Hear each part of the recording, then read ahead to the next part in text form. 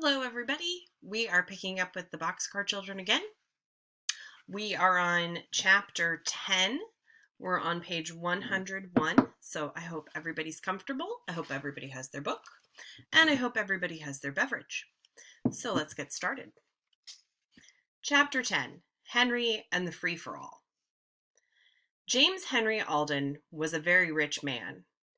His big mills stood just between Greenfield and Silver City. Now J.H. Alden liked boys. He liked to see them running and jumping and playing. So each year, with 3 other rich men, he gave a field day to the town of Silver City. And even the mills were closed on field day. Each year the boys were in training for the races. And not only boys, but men also, thin and fat, and girls trained for field day. There were prizes of all kinds of races, running and swimming and jumping. But the best one was a foot race, called a free-for-all, because anyone could run in it. Mr. Alden gave a prize of $25 and a silver cup to the winner of the free-for-all. Sometimes a boy won the race, sometimes a girl. Once a fat man had won it. On field day, Henry was cutting the grass for Dr. Moore. Suddenly, the doctor stopped his car in the street and called to Henry. "Hop in," he said. "Today is field day, and I want you to see the races." Henry hopped in, and the doctor started the car. "I'm sorry I can't go," said Dr. Moore, "and I want to know all about it. I want you to tell me who wins each race." Soon Henry found himself sitting on the bleachers. By and by a small boy climbed up the bleachers and sat beside him. Then a man called, "Free for all, come and get ready." "What is that?" asked Henry. "A free-for-all?" "Don't you know?" asked the small boy. "Didn't you see the one last year?" "No," said Henry. The boy laughed. "That was a funny one," he said. "There were 2 fat men in it and some girls and boys. That boy over there won it. You should have seen him. He ran so fast you could hardly see his legs at all." Henry looked at the winner of last year's race. He was smaller than Henry, but he was older.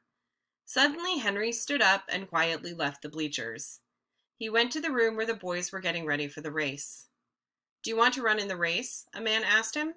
"Yes, I do," replied Henry. The man gave him some track clothes to put on. "Where did you train?" he asked. "I never was trained," said Henry. "These boys have been training all year," remarked the man. "Oh, I don't think I'll win," answered Henry, "but I like to run. It's lots of fun, you know." "So it is," said the man. "So it is." Henry could hardly wait for the race to begin. He loved to run. But at last the race was called. It was time to start. Henry was number 4. Now Henry began to think. "It's a long race," he said to himself. "I must go easy at first."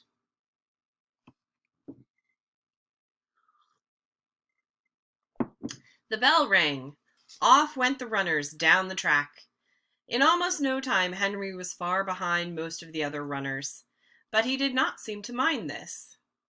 "It's fun to run anyway," he said again to himself, and he tried to see how easily he could run. All at once he had another thought. "I have tried to see how easily I can run," he said to himself. "Now I'll try to see how fast I can run." Then all the people began to see how fast Henry could run. He ran faster and faster, and soon he passed the 2 girls ahead of him. Then he passed a fat man and a little boy. The people began to shout, "Number 4! Number 4!" Here was the kind of race they loved. "Faster! Faster!" cried Henry to himself. "I can run faster than this." He could. He passed number 25 and number 6. Then he passed number 5 and number 10. Only one runner was ahead of Henry now. It was number 16. Then Henry began to think of winning the race. He knew how much the $25 prize would mean to Jessie and the rest of the children. "I'm going to win this race," he said to himself. "I must pass number 16. He ran still faster. He could see the line at the end of the race. "Number 4! Number 4!" shouted the people. "He's going to win!"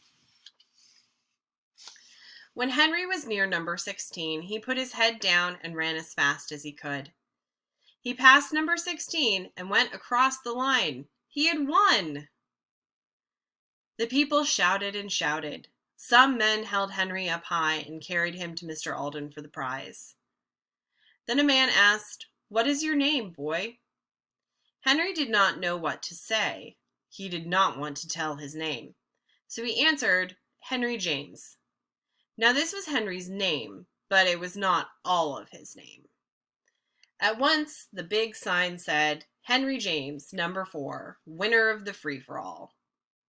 "Here is the prize, Henry James," said Mr. Alden. "You can run well, my boy. I like to see you run."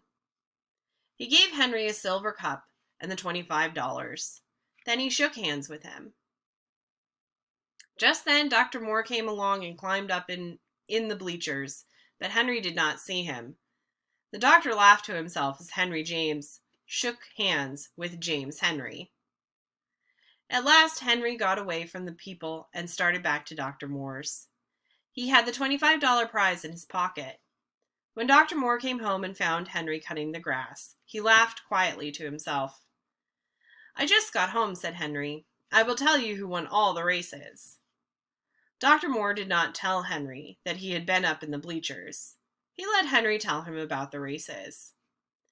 "And who won the free-for-all?" he asked. "I did," said Henry.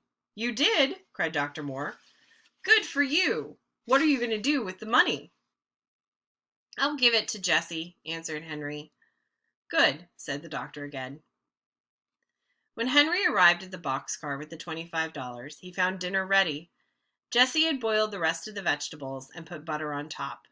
The children began to eat, but hungry as they were, they stopped when Henry told them about the race and showed them the silver cup. They were so excited that they couldn't eat. "You won the race, Henry?" cried Jessie. "You won the race, Henry?" cried Jessie, delighted. "Oh, I'm so glad." "You can run fast, Henry," said Benny. "I'm glad you won the race, too." He looked at the silver cup. "I said my name was Henry James," said Henry. "That's right," said Jessie. "So it is. You didn't have to change it." "Are we rich now, Henry?" asked Benny. "No, not very," said Henry, laughing. "By the way, I bought something for supper." Jessie looked in the bag. There were some fat brown potatoes in it. "Oh, I know how to cook these," cried Jessie happily. "They will be good. You just wait." "I can't wait," said Henry, laughing. Then he went back to work. After dinner, Benny played around with the dog.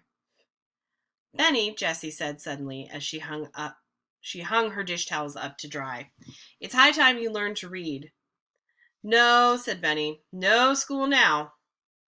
Jessie laughed. "No," she said, "you can't go to school, but I can help you. I wish I had a book." "We could make a book," said Violet. "We have all the papers left from bundles." "So we could," replied Jessie. "But what could we use to make the words?" "We could use a burned stick out of the fire," said Violet. So Jessie put the end of a long stick into the fire and burned it black. Then she used the burned end to make words. "Won't Henry be glad when he finds Benny can read?" cried Violet. Now, Benny did not want to learn to read, but he liked to watch the girls make the book. Jessie made the words "see me" in the book. She called Benny, but he could not tell "see" from "me." "Don't you see, Benny?" said Jessie. "This one is an S. It says see. This one has an M. It says me." But Benny did not see. "It's too hard for me," he said. "I'll tell you, Jessie," said Violet at last. "Let's make C on one paper and me on the other. That's the way they do it in school. Then have him point to C." The girls did this. They called Benny, and Jessie showed him again very carefully the word that said C. Then she put the two words down on the ground. "Now, Benny, point to C," said Jessie. Benny looked at the two words. He could not tell.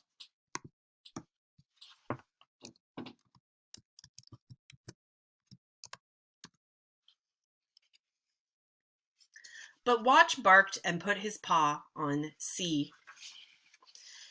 Now, Watch did not know one word from another, but Benny thought he did.